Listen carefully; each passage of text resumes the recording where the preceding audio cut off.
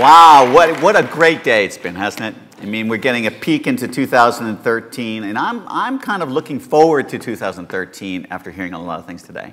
But there's also another reason why I'm looking forward to it, because in 2013, I celebrate my 35th anniversary with The Economist. Awesome. It is awesome. It's particularly awesome because I started when I was 6 years old.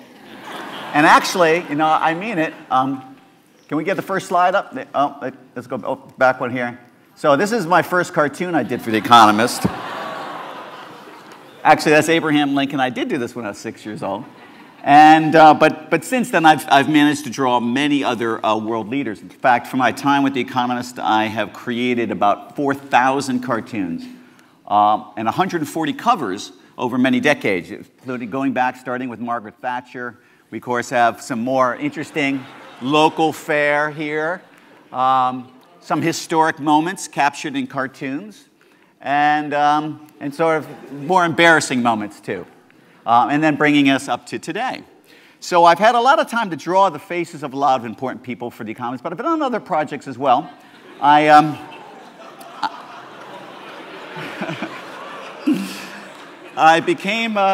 I started doing editorial cartoons for The Economist about 15 years ago and really enjoying that. And I've done other projects as well, including if you open up the World in 2013 publication, which each of you got today, I was given a whole page spread to create a single cartoon embodying many of the interesting events in 2013. And here's just a snapshot. Down in the lower left-hand side, you can see a bunch of cheerleaders. The World Cheerleading Championship will take place in November for the first time in Asia, in Thailand, surprisingly.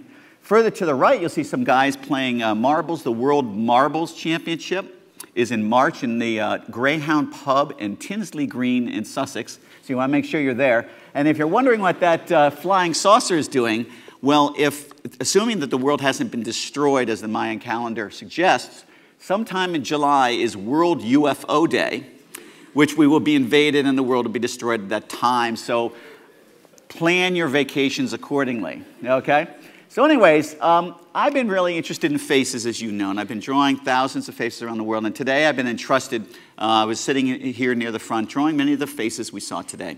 And what an interesting array of individuals, styles, personalities, and some of it plays out in their faces. You might remember our very first Peter Arsog, and then our next one where we're talking about overseas there. You can see Easterly and yes. And then this one, which had our musician friend Amanda Palmer performing, and they both could agree on the one word, whatever. So, oh yeah, the gift economy was discussed with DJ Spooky. Yeah. And then we did one on medicine. Patient is having visions of hope and disaster. And that's what it's like next year. Oh, and the chef said the global system is broken. That was a really interesting conversation. So after lunch, I managed to do a few more before I had to stop. And we had this interesting one about data, data growing. The data tells us that data is growing. And that this is either a cyber attack or an aggressive hacker. I don't know what it is. That's Richard Clark there. So, and then this guy, he just had a great face. I kept on wondering which rugby team I'd seen him on. I wasn't sure. And finally, I think this was the last group that I just had enough time to draw their faces. But an interesting contrast and interesting words all around. So it's been really fun and interesting.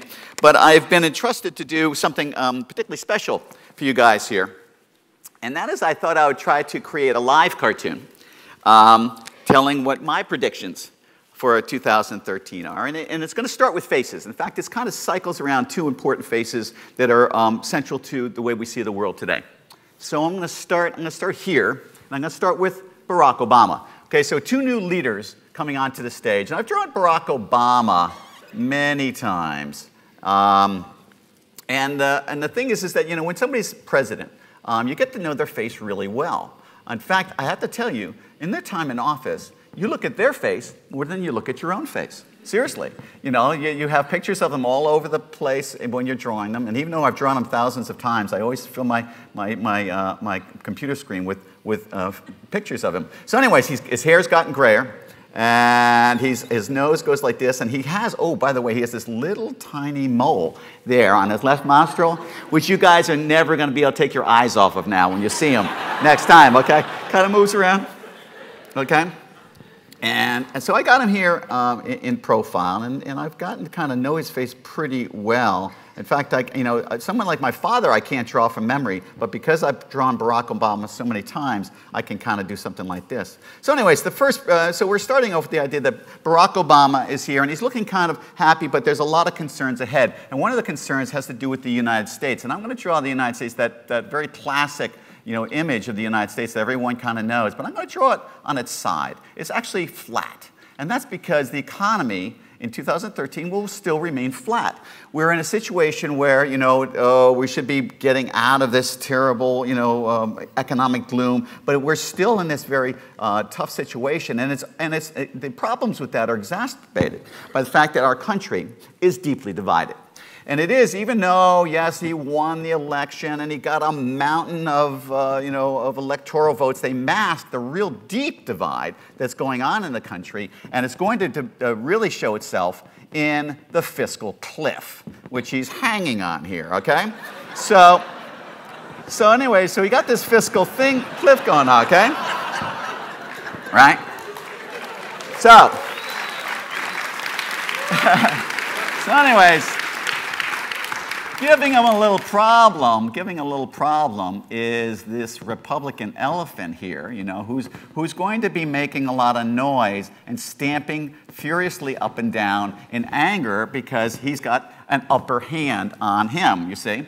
But it's not just any Republican, it's really the Republican from the Tea Party, isn't it? It's more the right wing that's going to be causing the problems for any issues that we see with the fiscal cliff. But there's a couple other things that he's got to be worried about. Now, one is Mexico. Now, that may surprise you, Mexico, but here's the deal. There's there's one other border in the world, and that would be between North Korea and South Korea, where a very poor country is right next to a very rich country. And what happens is, naturally, if you live in that poor country, the entrepreneurial thing to do, the economist-style thing to do, is to go where the money is, right? So what they're going to do is there's going to be more and more threats in immigration, and until immigration is tackled, there's going to be a lot of discomfort for this guy, Barack Obama.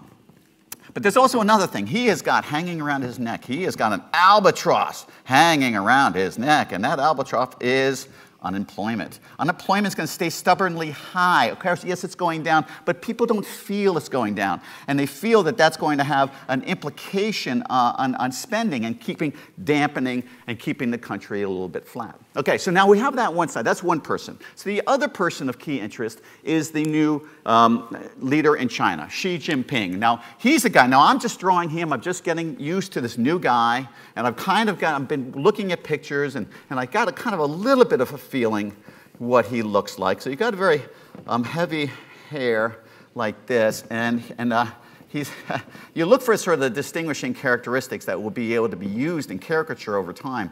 And one of them is this. So his head shape is kind of like this. Nose goes like this. His upper mouth, he's got this little kind of kiss that he gets, and his chin kind of sticks out like this. Okay? So, but here's the thing, his eyes, this is what's so funny, is his eyes, you see him from the front, he's got his eyebrows look like he's had cosmetic surgery. Too much cosmetic surgery makes the eyebrows like go up to here. And of course, the day that the Secretary General of China has cosmetic surgery, we know that country has changed big time, okay? So I don't think that's the case, I just think that's kind of the way he is, all right? So he is looking in this direction. And so in China, it's the year of the snake. Now, the year of the snake sounds kind of ominous, doesn't it? But actually, it's not a bad thing. In fact, for the year of the snake represents intelligence and material gain. And so, but he is actually going to be suffering from a lot of other different snakes. In fact, he's going to be in a bit of a snake pit. okay, for all the kind of things that he's got to deal with in China. So one of the things he's got to deal with is that there might be slowed growth, under double-digit growth. Now, of course, the social compact that we know what goes on in China is that the people were willing to give up freedom and political freedoms if they feel that tomorrow is going to be a little bit better than it is today. But if that is not getting any better, that will put more social pressures on the new government. There's also some other things. In fact, there's an aging population, like here in the United States, that has ensuing problems they have to deal with. Overcrowding in cities, like the snake pit we've got here. All right, but there's also environment, the environmental decay. That's causing up this way of a dark snake coming out of a really polluted thing here, and he looks really mad. And that sort of stuff can really cause problems and make the population more doubt their leaders. But perhaps the biggest thing that he's going to have to deal with is the big snake, is corruption. Because there's nothing that's so corrosive to a society than corruption. Because what that does, it undermines people's trust in the rule of law, in the sense of fairness in society, and it can really throw their disapproval feelings toward the head of state. So you got all these things going on. But now, so these are domestic problems he's got. Domestic problems he's got. But there's international problems as well, okay? So over here, when you look over on this side, across the ocean, what we have? We've got the sinking euro. Oh my God, it's going down. Yes, here we go. So it's going down, and of course the ripples of that will come in and cause other sort of instability here on this side. But there's a bigger problem that could face both countries, and that would be an attack by Israel on Iran. Okay, big bomb, wow, and of course that would be big problems here, but also it would have big problems over here, and that's because if there's a bomb goes off in Iran, world oil prices will no doubt go up, and these two countries are the world's largest consumers of oil, and so that could cause problems. But then there's another problem for China. Over here in the South China Sea, there's other serpents sticking their neck out of the water, and there's a series of small islands here that are contested between Vietnam and the Philippines, and more importantly, Japan, fire-breathing serpent, and that's because you can be fanning the flames of nationalism in Japan, and that's a very dangerous thing. Finally, of course, down here, you've got North Korea, and he's the chubby one with the funny hair, okay? And you never know what he's going to be doing, okay?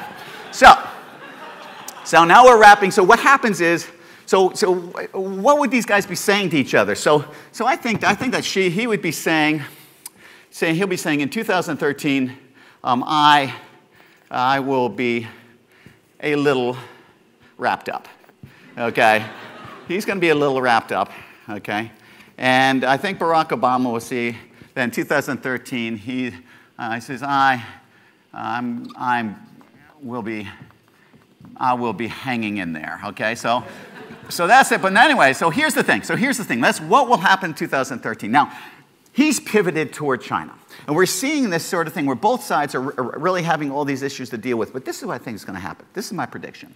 They're going to reach out toward each other, but they're not going to reach out hand in hand. And then they're more going to become kind of arm in arm. And that's because their futures are now getting inextricably bound more and more. It's not just because they own so much of the debt of the United States, but it's also, and they have differences for sure. I mean, the U.S. is yelling that their currency is overvalued, and they're yelling because the U.S. has got Navy and military and their sphere of influence, they don't like that. But no, their futures are coming more inextricably bound. So I believe, my prediction is that just like I've been drawing here tonight, I believe their futures will be drawing together. And that's my prediction for 2013.